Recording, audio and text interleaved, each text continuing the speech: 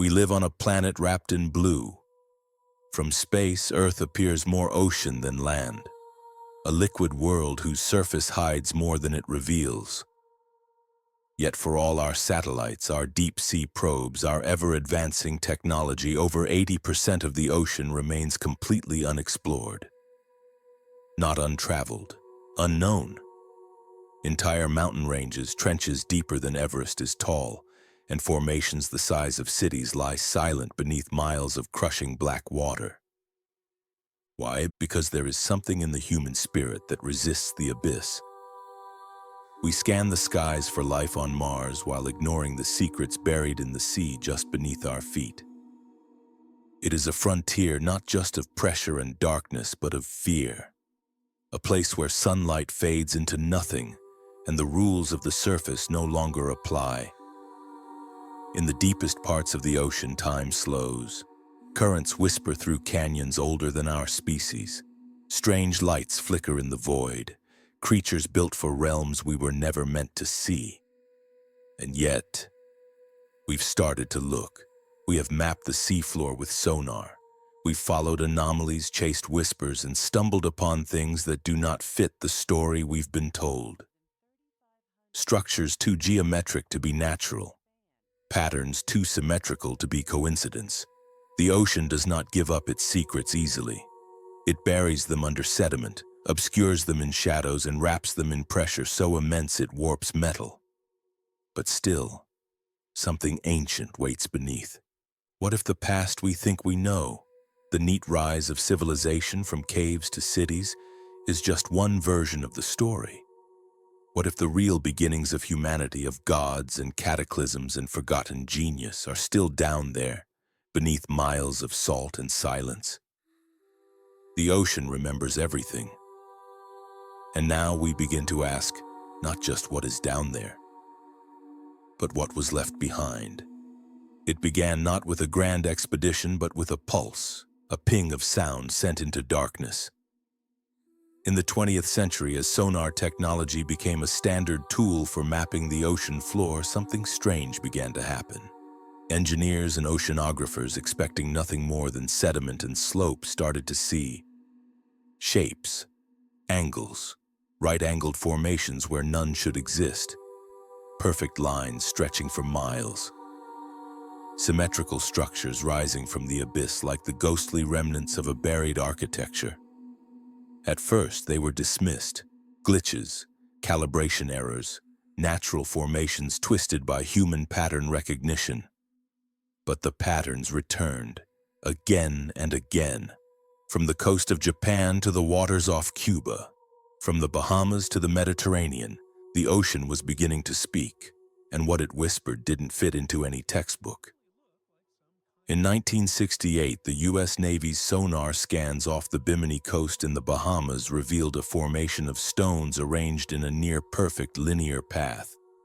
Decades later, high-resolution mapping off the coast of western Cuba showed what looked like city blocks, complete with corridors and towering structures, submerged over 2,000 feet beneath the surface.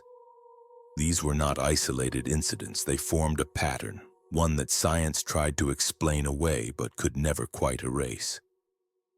Sonar, a tool built for safety and war, had become a key to ancient memory, not just revealing the seafloor but unveiling it. And that's where the fear sets in. Because once you glimpse the straight lines buried beneath the waves, you realize the ocean may not simply be hiding nature's chaos. It may be concealing something built, something forgotten, something deliberately buried. Off the southern tip of Japan's Ryukyu Islands lies a structure that should not exist. Beneath the waves, 82 feet below the surface, a sprawling formation of massive stone terraces, sharp-edged steps, and sheer walls rises like the ruins of a sunken city. Divers who first stumbled upon the site in 1987 were stunned. It looked as if an ancient architect had carved a monument into the seafloor, complete with plazas, staircases, and platforms. The site became known as the Yonaguni Monument. From above, it resembles a stepped pyramid, its sides cut at precise right angles, with geometric shapes that echo the stonework of early civilizations. Some divers even claim to have seen what looks like a carved face, an enormous megalithic head staring silently through the deep. But here's the problem. According to mainstream history, it should be impossible. The monument is estimated to have been submerged for over 10,000 years, dating back to the end of the last ice age when sea levels rose dramatically. At that time, according to conventional archaeology, human beings were still primitive hunter-gatherers, thousands of years away from building pyramids, temples, or even simple villages. Scientists debate whether Yonaguni is natural or man-made.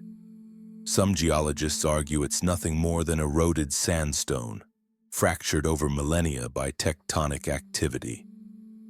They claim nature can produce right angles, even stair-like formations under the right conditions. Yet others, like marine geologist Masaki Kimura, are convinced it's artificial, pointing to what he describes as tool marks, roads, and distinct carvings that nature alone could never replicate. The tension between these views is palpable.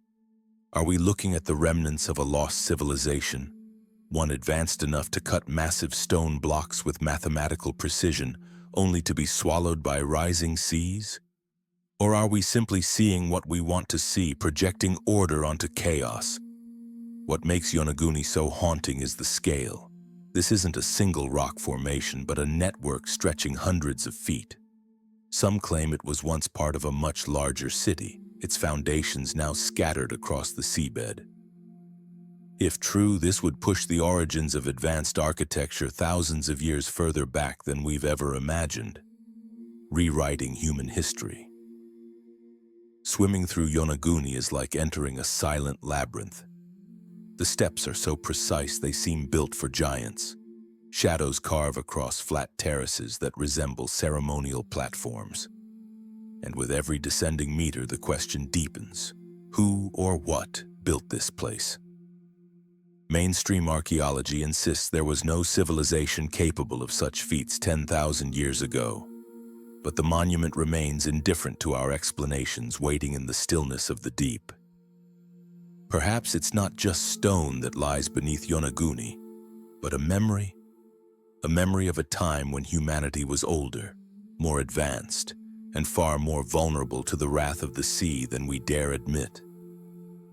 In 2001, deep in the waters off Cuba's western coast, a Canadian research team made a discovery that defied belief. Using advanced sonar equipment to map the seafloor nearly 2,000 feet below the surface, they detected a series of massive stone structures, symmetrical, rectangular, and aligned in what appeared to be a grid-like pattern. To the untrained eye, it looked like a lost city. Not just random formations, but something planned. Roads, corridors, perhaps even pyramids. Artificiality seemed undeniable. The story briefly made headlines. Some hailed it as the long-lost Atlantis, others dismissed it outright. Then, silence. The Cuban government restricted access. The U.S. Navy, which had long monitored the region, offered no comment. Funding for further investigation evaporated. The research vessel reportedly was barred from returning. Why? This wasn't just an anomaly, it was a threat. A city-like structure buried under 2,000 feet of water suggested one thing. It sank long before any known civilization had the tools to build it. That would place its origin more than 10,000 years ago, before the supposed dawn of civilization. Mainstream science quickly moved to explain it away. Natural formations, they claimed, a trick of sonar. But no one ever went back. No diving missions, no high-resolution imaging. Just a mystery, frozen in the deep. Was it a lost civilization erased by a cataclysm? A forgotten chapter of humanity buried under rising seas? Or something even older, something not built by us at all? No one knows. But in the silence, a question lingers beneath the waves. What did they find beneath the waters of Cuba? And why are we not allowed to see it? History as we know it is neat, ordered, A slow climb from primitive hunter-gatherers to pyramid builders, then empires, then us. But what if that timeline, engraved in textbooks and echoed by academia, is fundamentally flawed? For decades, the idea of a pre-Ice Age civilization was academic heresy. There simply wasn't room in the model. No pottery, no cities, no tools sophisticated enough to suggest anything more than survival. But what if the evidence was never missing, only ignored? Author and researcher Graham Hancock has long challenged this orthodoxy. He proposes that an advanced civilization thrived during the last Ice Age, an epoch we call prehistoric only because its remnants lie beneath water, mud, and willful blindness. According to Hancock, this civilization wasn't mythical. It was real, and it was wiped from the face of the earth by a cataclysm so vast only myth could preserve its memory. The story of Atlantis, passed down by Plato, may not be metaphor but a warning. Plato wrote of a mighty empire, wise, technological, vast, destroyed in a single day and night of earthquakes and floods. A coincidence, perhaps, that his timeline places its fall around 11,600 years ago, the same period modern science now marks as a time of abrupt global sea level rise. And yet the academic world remains dismissive. They demand hard evidence, artifacts, writing, tools. But what happens when the evidence lies under 10,000 feet of ocean? What happens when the very act of questioning the narrative costs a researcher their career? The clash isn't just about facts, it's about control. Mainstream archaeology protects a linear view of history. Alternative voices are labeled fringe, pseudo, dangerous. But slowly, the pieces are surfacing. Structures like Yonaguni, the city off Cuba, patterns beneath sediment dismissed as coincidence. If even one is real, truly built, then everything we know about human history begins not in Mesopotamia but in the shadows before memory. What if we are not the first advanced civilization on Earth, but the survivors of the last? Roughly 11,600 years ago, something happened. Glaciers melted, suddenly. Sea levels didn't rise gently over millennia but surged in violent pulses. Scientists call them meltwater pulses. In one of the largest, oceans rose over 100 feet in a matter of centuries, possibly even faster. Entire coastlines vanished. Fertile plains became seabeds. If human civilization had developed cities along these ancient shores, as we do today, they would have been swallowed whole, erased without a trace. Modern oceanographers know this. Paleoclimatologists have tracked the data, but historians still cling to a model where cities began only 6,000 years ago. Yet oral traditions from every corner of the globe speak of great floods, lost lands, gods who warned of destruction. What if those weren't allegories? What if they were memories? If the meltwater pulse drowned our beginnings, then the ocean is not just our cradle. It is our amnesia. Buried beneath nearly 2 miles of Antarctic ice lies a shape that has no business being there. First detected through ground-penetrating radar during a scientific survey, the anomalies stunned researchers. Among endless sheets of ice and rock, it stood out, a vast symmetrical structure, angular, aligned, and out of place. It didn't match any known geological formation. It wasn't a mountain or a cavern. It resembled architecture. But here's where the story twists. Almost as soon as whispers of the anomaly surfaced, access to the region became restricted. Scientific teams were diverted, international collaborations quietly shut down. Around the same time, there was an unusual spike in military activity from multiple nations near the South Pole, especially in areas where no strategic interest previously existed. Why would a supposedly barren, frozen wasteland warrant such a response? In 2016, leaked documents and satellite imagery fueled speculation that the anomaly might be an ancient city. one buried long before Antarctica froze over. Some theorists even propose that the continent wasn't always at the South Pole, citing crustal displacement theories that suggest Antarctica may have once been temperate. If true, the implications are staggering. A lost civilization frozen under the ice, a structure so ancient it predates all known history, and not just forgotten by time, but deliberately erased. Of course, official sources offer little. Unusual rock formations, instrument errors, nothing to see. But how do we explain the overlapping global interest, the secrecy, the silence? If there's nothing beneath the ice, why act as if there is? Antarctica has become more than a frozen frontier. It's a vault, a sealed memory of a chapter humanity isn't yet ready to face. And somewhere beneath the cold, hard silence, something may be waiting to be found. Mapping the ocean floor used to be the domain of scientists. Now it's shared by military contracts, classified programs, and private institutions with closed data sets. As sonar technology has advanced, so too has the gatekeeping. In many regions, especially near anomalies, raw sonar data is mysteriously absent. Public versions are blurred, pixelated, or incomplete. Researchers have reported their findings altered or worse, unpublished. One must ask, what's being hidden beneath all that water and ice? Governments claim it's about national security, but symmetrical structures, paved corridors, circular formations at impossible depths, these aren't military threats, they're historical ones. If truth is buried in the deep, then the silence isn't scientific, it's strategic. More than 2,000 years ago, the philosopher Plato described a place lost to time, a mighty island beyond the Pillars of Hercules where a powerful and enlightened civilization once thrived. He called it Atlantis. According to him, it vanished in a single day and night of cataclysm swallowed by the sea. For centuries, scholars dismissed the account as allegory, a parable about hubris and the fragility of empires. But what if it wasn't fiction? What if it was memory, coded in myth to survive where facts could not? Plato's description is uncannily specific.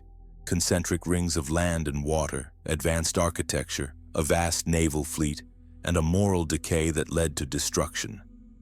He even dates its fall, roughly 11,600 years ago, coinciding precisely with the end of the last ice age and the mysterious meltwater pulse that raised sea levels around the world. Now consider this. Sonar scans off the coast of Cuba show submerged structures arranged in what appears to be circular geometry. Near Bimini in the Bahamas, a stone formation resembling roads and walls lies beneath shallow water. And in the Mediterranean, remnants of a city near Santorini bear the scars of a sudden volcanic cataclysm.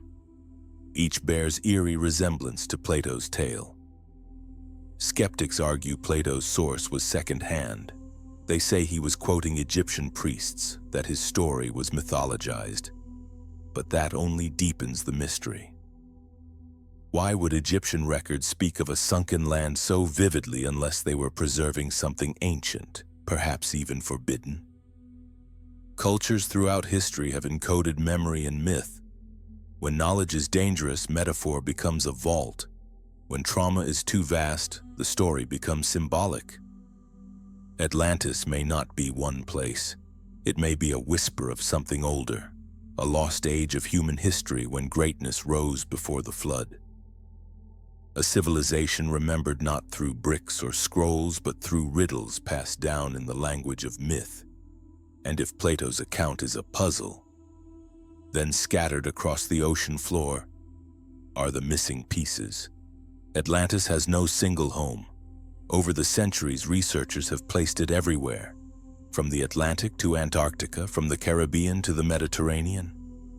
The Azores, a volcanic island chain near the mid-Atlantic ridge, sits atop a submerged plateau that some believe once broke the ocean's surface. Deep sonar scans there reveal strange formations, possibly ruins. Off the coast of Cuba, we find geometric sonar patterns 2,000 feet down, too deep for any known ancient city. The Bahamas, with its Bimini Road, offers yet another contender. Others point south, toward Antarctica. Satellite imagery and ice-penetrating radar hint at buried anomalies aligned with ancient pole shift theories. Each site has merit, each contradicts the conventional timeline. And maybe that's the point. What if Atlantis wasn't a single city, but a shared memory of a global civilization, fragmented, scattered, and drowned across the earth? Just off the coast of North Bimini in the Bahamas lies a formation that has stirred debate for decades. Submerged beneath just 20 feet of water, the Bimini Road consists of a striking line of flat rectangular limestone blocks, some over 12 feet long, arranged in an almost perfect alignment, stretching hundreds of feet across the seafloor. To the casual eye, it resembles a man-made road or ancient seawall, its stones tightly packed and eerily uniform.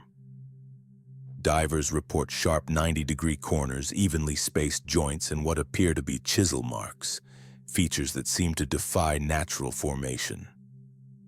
Mainstream geologists argue it's a natural beach rock formation, fractured over time by tidal forces. They claim the blocks simply split along natural joints in the rock, then shifted into place through erosion and movement. But not everyone is convinced. Critics of the natural theory point out anomalies that don't fit the erosion narrative. Multi-ton blocks sitting on tiny bases, keystone shapes resembling masonry, and layers that appear intentionally stacked. Some divers have even noted patterns suggesting foundational platforms beneath the main line, suggesting this wasn't just fallen rock but engineered design.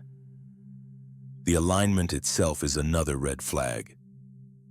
The road runs roughly parallel to the modern shoreline and curves with deliberate consistency. It seems too ordered, too balanced, too intentional. Then there's the context. The Bahamas sit atop the submerged Bahama Bank, a massive limestone shelf that during the last ice age would have been dry land. If a civilization once existed during that period, it would have built along the coasts now deep underwater. And that's the real question. Is the Bimini Road the weathered remains of an ancient harbor, temple causeway, or flood-buried infrastructure? Or is it simply nature mimicking architecture, tricking our eyes and imaginations? Either way, it stands as a haunting threshold between what we think we know and what might still be hiding just beneath the surface. Because if the Bimini Road was constructed, then someone was building here long before we were supposed to know how. Across the globe, sonar maps have begun revealing strange patterns deep on the ocean floor. Grids, rectangles, and perfect lines etched into vast, otherwise featureless plains. These aren't small anomalies. Some stretch for miles. In places like the North Atlantic and South Pacific, researchers have detected what appear to be submerged city layouts. Block-like segments aligned with uncanny precision. Skeptics call it digital artifacting or coincidental seafloor fracturing. But the patterns persist, often in remote regions far from tectonic fault lines or volcanic activity. Nature may favor chaos, but this is order, geometry, design. If these patterns are more than illusion, if they are the blueprints of something ancient, then the intelligence behind them may not have been ours. Or worse, it was ours, and we've simply forgotten what we were once capable of. There is a quiet line in science, unwritten but rigid. Cross it and you're no longer a researcher.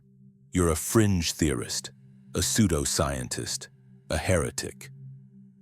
Nowhere is this more apparent than in the world of archaeology, especially when the mysteries lie beneath the waves. Time and again, credentialed researchers, PhDs, field veterans, even former university professors, have faced ostracism for questioning the established timeline. When they suggest that an underwater structure might be artificial, or that a lost civilization might have existed before 4000 BC, they're met not with debate, but silence.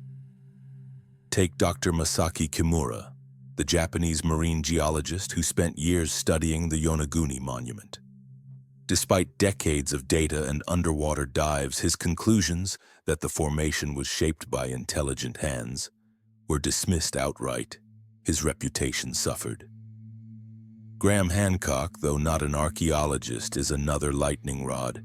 His theory of a forgotten Ice Age civilization has drawn both massive public interest and academic scorn. Universities refuse to engage. Journals won't publish. The mainstream doesn't argue with the evidence. It simply refuses to look at it. Why? Because challenging the timeline challenges everything. Textbooks, funding streams, reputations.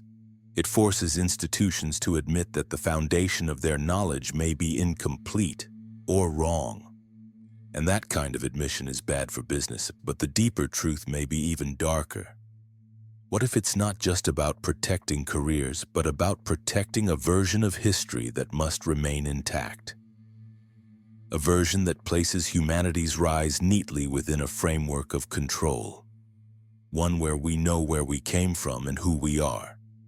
The idea that we could have forgotten an entire epoch, that knowledge once soared then fell into oblivion, terrifies the academic world.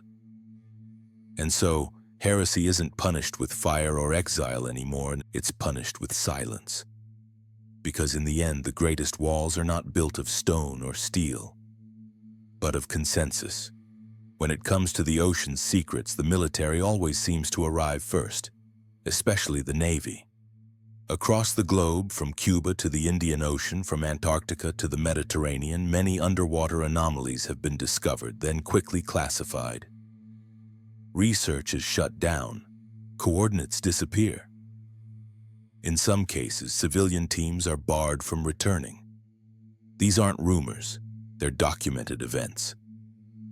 Why would military forces, especially the U.S. Navy, be so deeply involved in areas with no strategic value but clear historical mystery? One possibility is surveillance, another is protection, but a third, more troubling thought emerges. What if they're not just studying these structures, but guarding them, or worse? What if they already know exactly what lies beneath the sea? Off the remote island of Pohnpei in the heart of Micronesia lies a site that defies explanation, Nan Madol. Often called the Venice of the Pacific, Nan Madol is a sprawling city built atop a coral reef, consisting of over 90 artificial islets connected by a network of canals. But what truly astonishes researchers isn't its scale, it's the material. The entire city was constructed using massive basalt columns, many weighing up to 50 tons. Some of the largest stones are estimated to weigh over 1,000 tons, far beyond what ancient islanders should have been capable of moving, let alone stacking with precision. And yet, there they sit, balanced perfectly, towering above the waves in silence. No written records explain its construction. Oral traditions speak of sorcery, levitation even, used by the builders. But historians grasping for answers propose labor-intensive raft systems and brute force. The problem? There's no evidence of the infrastructure such methods would require. No quarries, no tools, no roads.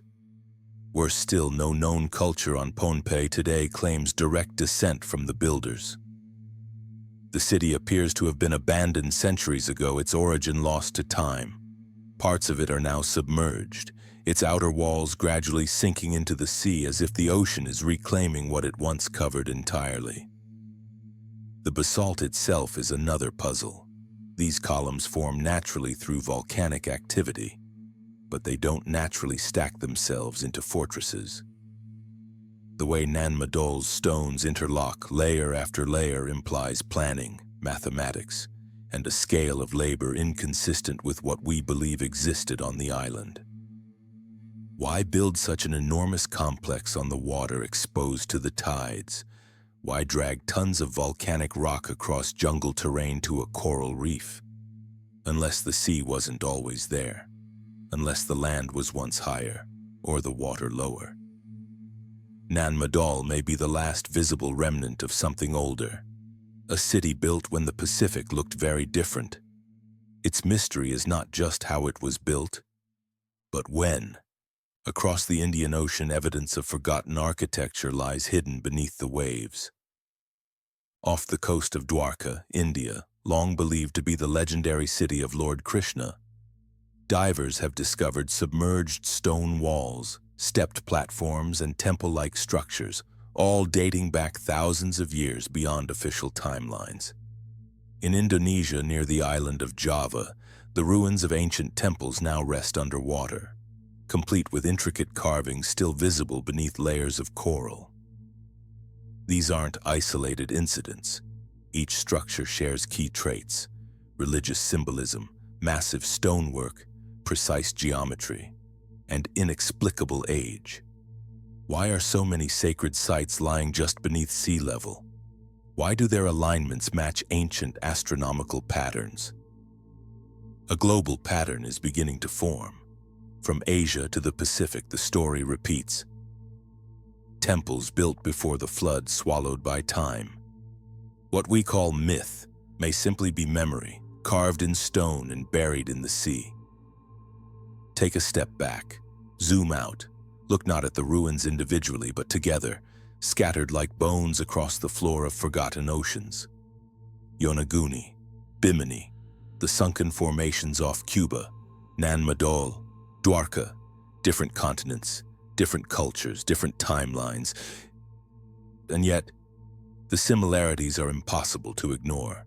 Each site lies near an ancient coastline, right at the edge of where land once met sea before the ocean swallowed so much of our past.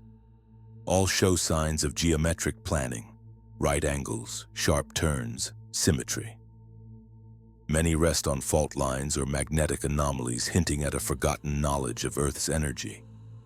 Even more uncanny, alignment. Yonaguni and Bimini both exhibit orientation that appears to align with celestial markers, solstices, equinoxes, even star systems. Dwarka's submerged structures mirror terrestrial temples on land, designed to correspond with lunar cycles. Nan Madol's canal layout forms a grid, eerily reminiscent of city planning thousands of years later. Could these have been random? Or were they guided by a shared understanding, an ancient blueprint that spanned the globe? Mainstream archaeology insists these are coincidences, that different cultures independently developed similar practices. But when those patterns extend underwater into cities supposedly older than writing itself, the coincidence argument begins to crumble. What's more plausible? That isolated societies with no communication built the same megalithic structures with the same sacred geometry on sinking coastlines without influence? Or that they were remnants of a forgotten global culture, one capable of precise measurement, celestial observation, and architectural engineering we still struggle to replicate? We don't just see ruins, we see planning, mathematics, intention, as if they were trying to preserve something, to encode a message in stone knowing what was coming. And now, as the sea reveals them once more, we're beginning to see the outlines. Not of one city, but of a civilization. A civilization with knowledge we've long since lost, and perhaps weren't meant to remember. With the rise of satellite ocean mapping and high-frequency sonar, the ocean's secrets are slowly surfacing. But what these tools are finding isn't random. They're revealing lines, grids, massive rectangles, some the size of cities, etched into the seafloor thousands of meters deep. In areas like the North Atlantic and South Pacific, researchers have identified strange angular depressions and symmetrical ridges that no known natural process can fully explain. Some are dismissed as data glitches, others are quietly ignored. But when you line them up, a disturbing clarity emerges. These aren't just anomalies, they're blueprints, as if someone once mapped the world. then let it sink. For all our towering cities, quantum computers, and satellites circling the stars, one truth remains unavoidable. We are a young species with an old amnesia. We believe we are the pinnacle, the first to rise, the first to build, the first to dream beyond the horizon. But what if we are not first? Only next? What if Earth has been here before, cradling civilizations that rose from the soil, gazed at the stars, and were swept away by wind and sea, leaving only scattered echoes in stone? The ocean does not judge. It buries, it preserves, it forgets, then remembers in fragments, revealing just enough to stir the deepest parts of our curiosity and fear. We once thought myth was fiction, but again and again we find truth beneath the metaphor. Cities beneath water, temples under sand, stories passed down for thousands of years, dismissed as legend, now aligning with sonar scans and satellite maps. Could it be that the sea is not just Earth's final frontier, but its oldest vault? A keeper of secrets too dangerous, too paradigm-shifting for the surface to hold. If advanced civilizations once walked this planet before the pyramids, before Sumer, before history itself, then we must ask not only what they knew, but what they lost, and whether we too are walking toward the same fate. Because if the sea has drowned one world before, it can do so again, not as punishment, but as reset. The earth endures, the ocean waits, and in its cold, quiet memory it whispers a message not in words, but in ruins. You were not the first. You will not be the last. We've mapped the surface of Mars in greater detail than we've mapped Earth's own ocean floor. Think about that. In our quest for the stars, we've turned our backs on the abyss below, not because it's empty, but because it may not be. What if the greatest discoveries in human history don't lie light years away, but miles beneath us, beneath pressure and silence and ancient salt? What if we already found them, then buried the truth deeper still? The ocean doesn't forget. It simply waits. And for those brave enough to descend, the answers are there, waiting, just not for the surface world to hear.